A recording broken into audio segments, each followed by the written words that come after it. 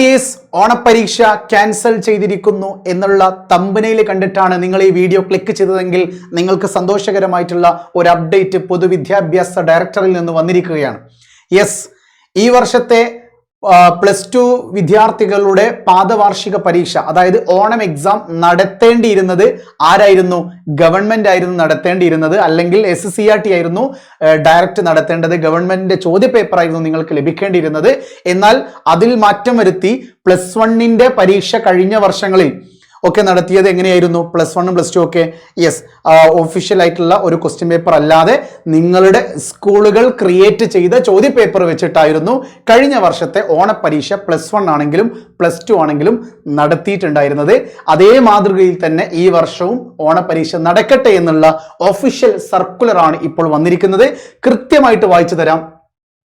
2025-26 അധ്യയന വർഷത്തെ 2ാം വർഷ higher secondary വിദ്യാർത്ഥികളുടെ 1ാം പാദവാർഷിക പരീക്ഷ അഥവാ ഓണപരീക്ഷ, +2 കരുത് കേട്ടോ, +2 ആണേ മാറിപ്പോരുത്, +2 മുൻ വർഷങ്ങളിൽ നടത്തി വന്നതുപോലെ നടത്താവുന്നതും ഇതിനായി SCERT തയ്യാറാക്കിയ ചോദ്യപേപ്പർ ബാങ്കിന്റെ മാതൃകയിൽ ചോദ്യപേപ്പർ സ്കൂൾ തലത്തിൽ തയ്യാറാക്കി ഓഗസ്റ്റ് 18 മുതൽ ഓഗസ്റ്റ് 29 വരെയുള്ള ദിവസങ്ങളിൽ പരീക്ഷ നടത്തേണ്ടതാണ്. പരീക്ഷാ ടൈം ടേബിൾ താമസിയാതെ നൽകുന്നതായിരിക്കും. അതായത് +2കാർക്ക് കഴിഞ്ഞ വർഷം ഓണപരീക്ഷ നടത്തേണ്ടിയിരുന്നത് വിദ്യാഭ്യാസ വകുപ്പിൽ നിന്ന് വരുന്ന ചോദ്യപേപ്പർ ആയിരുന്നു. എന്നാൽ കഴിഞ്ഞ വർഷം എന്ത് ചെയ്തിട്ടുണ്ട്? സ്കൂളുകാർ തന്നെയാണ് നേരിട്ട് നടത്തിയത്. ഈ വർഷവും അങ്ങനെ തന്നെ സ്കൂളുകാർ നടത്തട്ടെ. ക്വസ്റ്റ്യൻ പേപ്പറിന്റെ മാതൃക SCERT പുറത്തിറക്കിയ മാതൃകയിൽ അനുസരിച്ചുകൊണ്ടായിരിക്കണം നിങ്ങൾ തയ്യാറാക്കേണ്ടത്. ഇനി വെറുതെ ഒരു ചോദ്യപേപ്പർ ടീച്ചേഴ്സ് തയ്യാറാക്കരുത്. അതിനും ഒരല്പം നിബന്ധനകൾ തന്നിട്ടുണ്ട്. എന്താണെന്നറിയോ?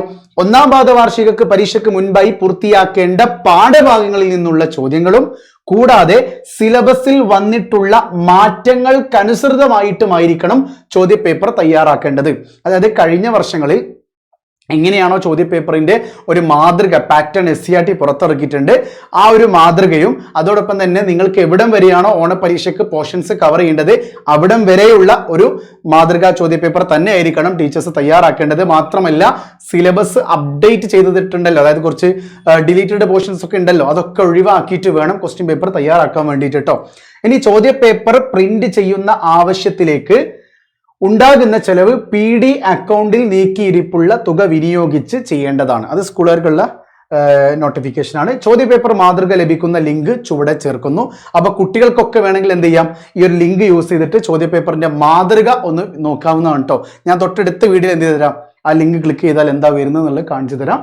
ഇനി എല്ലാ ഹയർ സെക്കൻഡറി സ്കൂൾ പ്രിൻസിപ്പൽമാർക്കും വേണ്ടിയിട്ട് പൊതുവിദ്യാഭ്യാസ ഡയറക്ടർ ഷാനവാസ് സാറിന്റെ സർക്കുലറാണ് ഇപ്പോൾ പുറത്തുവിട്ടിരിക്കുന്നത്. അപ്പൊ ഹാപ്പി അല്ലേ? ഹാപ്പി ഒന്നുമല്ല. അതായത് പരീക്ഷ ഉണ്ടോ? ഇല്ല, സർക്കാർ നടത്തുന്നില്ല. പരീക്ഷ ഉണ്ട്. ആര് നടത്തുന്നു? സ്കൂളുകാർ നടത്തുന്നു. ഓക്കെ, അപ്പൊ സ്കൂൾ നിങ്ങൾക്ക് എവിടെ വരെയാണ് പോർഷൻസ് കവർ ചെയ്തത്? അപ്പൊ അതിനനുസരിച്ചൊക്കെ ഉണ്ടാവുക. അപ്പോൾ +2കാർ കിട്ടും. അപ്പൊ നിങ്ങൾ സാറേ +1നോ? എടാ +1ൽ ഓൾറെഡി കഴിഞ്ഞ വർഷങ്ങളിലൊന്നും എന്ത് ചെയ്യാറില്ല, ഗവൺമെന്റ് നടത്താറില്ല. +1കാർ ഈ അലോട്ട്മെന്റ് കാരണം ലേറ്റ് ആയി വരുന്നത് കൊണ്ട് +1 പരീക്ഷ നടത്തുന്നത് ആരാണ്? നിങ്ങളുടെ സ്കൂളുകാർ തന്നെയാണ്. അപ്പൊ ഈ വർഷത്തെ +1 പരീക്ഷയും +2 പരീക്ഷയും നടത്തുന്നത് നിങ്ങളുടെ സ്കൂൾ ടീച്ചേഴ്സ് ആയിരിക്കും. അവർ തന്നെയായിരിക്കും ക്വസ്റ്റ്യൻ പേപ്പറും തയ്യാറാക്കുന്നത്.